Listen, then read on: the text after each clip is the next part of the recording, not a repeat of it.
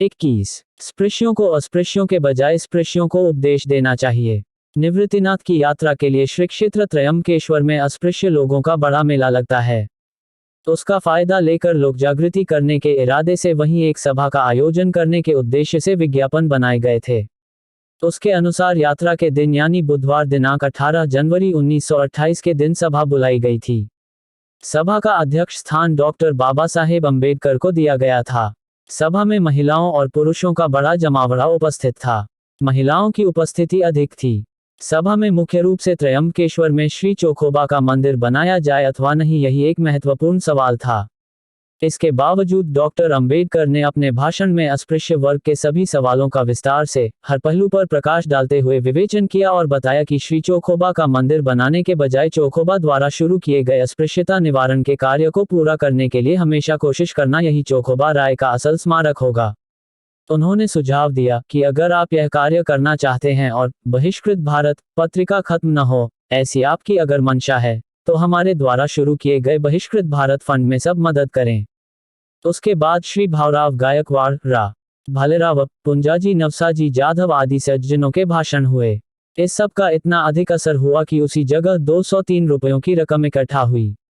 सार्वजनिक कार्य के बारे में जिन्हें कुछ भी पता नहीं था, उन गरीब बेचारी महिलाओं ने और साधुओं ने भी अल्प स्वल्प चंदा दिया। सभा का कामकाज 4:30 बजे तक पूरा किया ही जाना चाहिए, क्योंकि उसके बाद सभी लोगों को पालकी के जुलूस में जाना है, यह पहले से ही तय किया हुआ था। इसी कारण सभा की शुरुआत 2 बजे की गई थी। 5 बजे के आसपास सभा पूरी होती, लेकिन उसी समय नासिक के दातार शास्त्री और स्वराज पत्र के संपादक रा मराठे आए और लोगों का भी पालकी के जुलूस से अधिक ध्यान सभा में ही लगा हुआ था। यह देखते हुए सभा का समय थोड़ा और बढ़ाने का निर्णय लिया गया। बाद में दातार शास्त्री और मराठे की अस्पृश्यों के आंदोलन के बारे में सहानुभूति दर्शाने वाले भाषण भी हुए। भाषण जब चल ही रहे थे, रा थोरात, वाडेकर और जलगांव के चौधरी आदि लोग पहुंचे। उनके भी भाषण हुए। अपने भाषण में रा थोरात ने साफ तौर पर बताया कि अस्पृश्यों से अपने पैरों पर खड़े होने के लिए कहना मूर्खता है। हम स्पृश्य लोगों को उनकी अस्पृश्यता नष्ट करने की कोशिश करनी चाहिए। उसके बाद रा भावराव गायकवाड़ ने अपने भाषण में स्पृश्यों ने अस्पृश्यों के खिलाफ जो मुद्दे रखे थे, उनका खंडन किया।